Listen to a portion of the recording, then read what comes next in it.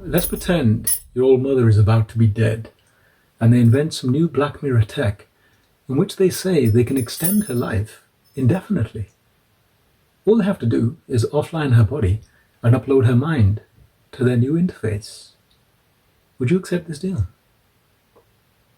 So if she had another few months, or you could upload her infinitely now, to see whenever you wished via the pleasure of a VR headset, what would you pick? Did you notice how there was something intuitively inside of you that knew that the duplicate would not be the real thing, no matter how convincing an image it presented? The reason why I mention this will become clearer as we progress, because today I've called you here to discuss the transhumanism deception. Now, one of the most interesting things about this realm is schizophrenia. If you truly comprehended what this so-called malady is, you would unravel all of this simulation and see the truth of it. Because how can a specific group of people who have been persecuted since their inception with James Tilly Matthews up until the present moment all say exactly the same thing, that something invisible is tampering with their awareness and they see things all around them that other people are oblivious to? Now, contrast this movement with the LGBTQ and tell me if you can draw any parallels. I'll give you a starter for 10. Every single person that prefers a same-sex relationship has stated that they intuitively know, that they have a feeling, a gaydar, if you will, when there is another homosexual in their presence. Now, modern science writes this off and says that it's impossible, and they're picking up on behavioral cues or fashion and things like this. But I discovered in my research that schizophrenics know when somebody is clinked in their asylum and was just having a bad drug trip and got overly sectioned and prescribed, versus someone who's really, truly crazy. And this is one of the reasons why they all used to flock to me, because they never hallucinated in my presence. And one of the most telling things one of these so-called nutters ever said to me was, how come you're just like them on the outside, but on the inside, you're one of us? Now, I found that fascinating. And as time progressed, I realized it's because of my shamanistic training in previous lives. So that's another interesting parallel we're going to refer to as we progress. But for now, I'm going to give you a statement, and I'd like to know what you think about it. The LGBTQ movement are the shock troops of the coming transhumanist thing, where Siri sits in your iris and you are born plugged into the internet from start to end. How did that make you feel? Have you ever considered it before? I mean, do you know who actually threw most of the money behind this whole Wokism project and made it what it is these days? Wall Street. It all went into full overdrive when the Occupy movement kicked off, and they needed a new way to divide and conquer the people, so they started drumming up gender politics, which I find absolutely fascinating, because I've got nothing against this movement or this people, but I'm here to share a perspective to make you and them think that all of us may be being waylaid and mislaid by a very deceptive and tricky kind of force. I mean, consider this for a moment, right? The base totality of your reality is that you're wearing flesh on a rock that floats in an abyss as it chases a fireball into a distance. Everything else about your life is based upon this fundamental premise. Doesn't that sound a bit strange? I mean, if you look overhead, you'll notice how the ratios of the sun and the earth and the moon are all in 108, and the moon just happens to magically always face the earth and magically have a 273 link, and all of these digits. I mean, Fibonacci, golden ratio, all of this stuff. What's the guy's name? James Gates, right? He's an astrophysicist who found error checking code inside the structure of space. So once you take these things into consideration, it's very obvious that we're inside a simulation. And this came to the fore with the Matrix, which once again is linked in with the transgender movement. If you saw what happened to the people who wrote it, etc., etc. All of these things are interlinked. Now, what I wish for you to consider is, if you truly are inside an artificial creation, what are you? Where are you? Why was it built? And what truly kicks? They say that those who don't study history are doomed to repeat it. And the further one looks back, the clearer the future gets, because when you read the Vedic text, they posit exactly the same thing. That all of this is Maya. All of this is an illusion. And the only thing that truly exists is consciousness, is your mind. So for the alphabet clique, the biggest giveaway is how you always hear them say, I identify as. That doesn't mean you are. You are pure consciousness, my friend. And in many ways, your soul has no gender. This goes back, I mean, look at this image. People know automatically that it's linked with the devil, same as this one. And yet, they don't question what's going on. When we originally came to Earth, we were transgender. Every single one of us was a hermaphrodite. And this goes from Plato, who says man and woman were split, and then they spent the rest of the time looking for each other. So there's nothing new under the sun in that respect. But what is strange about this whole man meets machine deal is they haven't been truthful about anything. It's all been done very, very crookedly. From the amount of xenoestrogens in the environment, to breast manipulation, to declining testosterone levels, increasing estrogen, all of this kind of stuff. There's so much like chicanery around this whole field. I felt that I had to speak on it to give you another perspective, and that is all that I'm offering. This is simply my perspective, all right?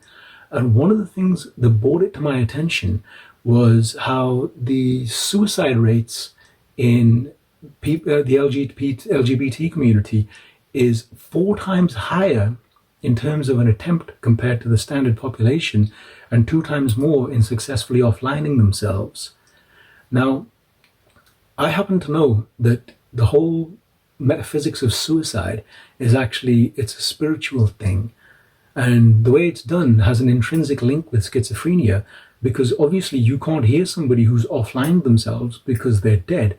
But if you do interview people who survived an attempt, they will always come back with a very, very similar story about how they felt intensely hopeless, life wasn't worth living, and the voices in their head phenomenon. So as you are seeing, all of this links together, because on one side of the spectrum, you have schizophrenics who have problems with their identity as in terms of their consciousness. And then on the other hand, you have the LGBTQs who have a problem with their identity in terms of physicality. Now I'm saying is, if you take these two and you look in the middle, you will see technosapiens, where everybody is born plugged in to an internet and it all goes from there. A happy hypersexual future of pseudo-immortality where everyone is absolutely beautiful, and they live for extended lifespans, and the work is mysterious and important. Read the article that I've linked about that. I mean, I've written countless articles about this topic because it truly is the main thing. And right now, we can still speak about it, because within about 10 years, these thoughts will not even be able to enter into your consciousness. I mean, you've seen those AI videos where they can real-time dub the voice and the lips and make it look like the person saying something else. Now imagine if you have a low-jack technology which is inside your brain and it's modulating your consciousness, so you would not be able to tell. You might sit there and watch this video and get a totally different interpretation of it, and then I'll be sitting there getting another one back, and we're having 2 entirely different conversations. This is why it's vital, because we're still at the point where we can think for ourselves. Although if you look around at the world and how people are enslaved by their phones and technology, you'd probably disagree with that. But this is why I said in my last video that the internet has been weaponized, and I advise you to use it as little as possible for the next few years at least. Now, one of the things I find interesting is, have you ever met anybody who just had 1 plastic surgery? It doesn't happen, does it? They had something in them that was nagging them that their ears were too big, and then they go get a surgery to fix that. And then all of a sudden you see them and they got a new chin. And then it just keeps on going and going and going. Now, I've been speaking to a few of these people, and I asked them, I said, look, have you ever really, one of the things I do is I go into the depths of people's subconsciousness to help them recode their internal operating system, because 99% of your problems came from your childhood, and most of them came from your parents, and then there's past, future, and current incarnations as well. All of this stuff is hidden from the masses, and the reason why it's hidden is because ignorance makes the tills ring, and it keeps these people in power. You have the power, my friend. Without your soul, this whole dimension doesn't exist. Technically, I'm a figment of your imagination that's talking to you right now, because every single one of us is inside our own reality tunnel. I mean, let me give you an example. How many have you watched Avatar: The Last Airbender? Now, this is a children's cartoon that is jam-packed with esoteric information about the spiritual aspects of life, the subtle energy systems, the war that went on this planet a long time ago that they retold you as Star Wars as somewhere else. Now, what if your soul had came here on a mission to help rebalance the elements of this simulation? They showed you this cartoon as a child, and this external aspect diffused what was in, and then you just went off to run the treadmill instead. What do you think is going to happen when you die and you realize you didn't actualize your soul mission? You see? Now, I put it to you like this, if you're a member of the LGBTQ community. What if you were actually here to realize that you are not the matter with spirit, but pure consciousness, hence this whole gender dysmorphia thing, and they instead inverted that paradigm and made you go on this offensive warpath? Now, like I told you, I got, you know what I mean? I know you peeps are like super sensitive, and which is interesting, because another parallel is if you look at Islam, Islam has exactly the same kind of believe what I believe or death to the infidel. And this is the exact same kind of binary thinking, which is mad ironic when you consider it, that you often find in gay communities. But I know quite a few people who like are what they term as real homosexuals or real lesbians. And the conversations we had led me to some very interesting conclusions, because one of the guys said to me, he said, listen, right? Asked him, I said, look, tell me something that you lot know that you don't normally talk about. And he says, all of this inclusivity and acceptance, he goes, it's a whole load of bullshit, right? He goes, the whole scene is all about drugs and as much casual sex as you can get, because everyone wants to obliterate themselves. And I was like, that's very interesting. Then I asked the lesbians, and I said, yo, same question, what you got? And he said, most of the lesbians out there are fake. And I was like, how the hell can you be a fake lesbian? And once she uncovered that, I was like, wow, that's interesting. So these are points I'm just sharing with you to consider. I mean, think about it this way, right? Everyone plays computer games. So let's take Grand Theft Auto, for example. That character's entire world fits on a disc. Is that the flat earth? Now, you think about it that way. If he was in there and he gained sentience, if he was watching his equivalent of YouTube and a character turned around and said to him, listen, you are not this guy who's running around doing all these missions. There's a thing called a television, which has a black plane of Saturn on it. And on the other side, there's a kid sitting there who's mind controlling all of your actions. If he turned around and told people this, they'd turn around and say, you're crazy, right? He'd get the digital equivalent of schizophrenia. Now, let's imagine that the character you're playing is male, but in real world, it's a girl playing. Imagine if he suddenly starts getting gender dysmorphia.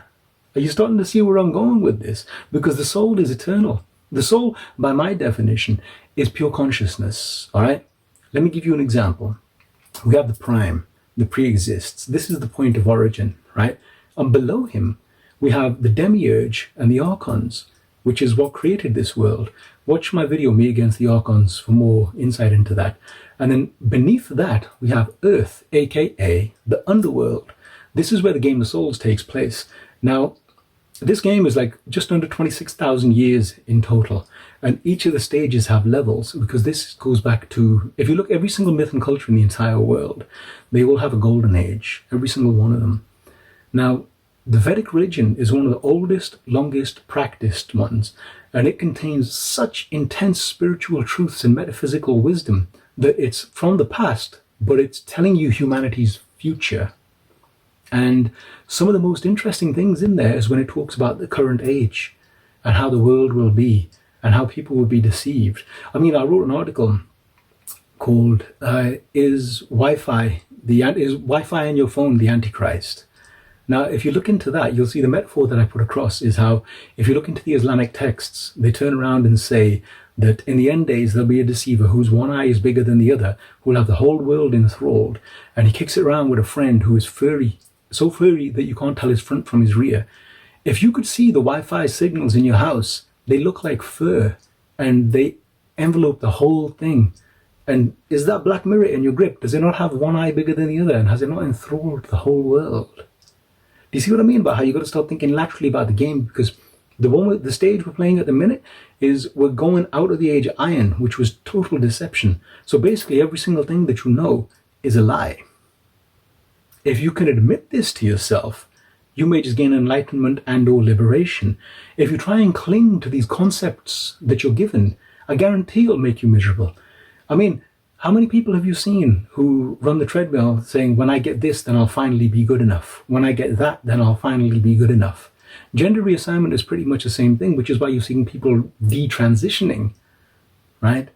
I'm trying to get you to look outside of the media enforced paradigm or the Reddit reality tunnel echo chamber that you're in and truly consider this. And this isn't just for people of the letter. I mean, all right, check this out. Let me show you how easily you can be pimped. Follow me. Touch your eye. Touch your nose. Touch your cheek. Touch your ear. You see what I'm saying? Right? And the reason for that is we process so much information visually. And visually, take a look at this. This is the sigil of Lucifer. And then look at the visual cortex and how it processes. And you'll see what I mean about people not just having one plastic surgery. What people are truly seeking in this world is gnosis. It's that imperience. It's that feeling of knowing who you truly are in and beyond this world. I gained this during my near-death experience. And I've wrote plenty of articles about that as well. And this is why I say to you, my friend, that consciousness is everything. Absolutely everything. I am a figment of your imagination. You are another me. We all exist within our own reality tunnel. And unless we use this time, this window of opening that we have, productively and correctly, it will just go along with the script of the 1% who've been in charge since back when. They're the ones that are controlling your minds. They're the agents of the Archons. They're the ones that work on divide and control. All right? You have to unify yourself within. And that may mean asking some painful questions, going to some places inside your soul that you didn't want to check. I mean, let me give you an example. Everyone knows about demons and angels. From what I can tell, demons are what we class as the subconscious. Angels are the superconscious.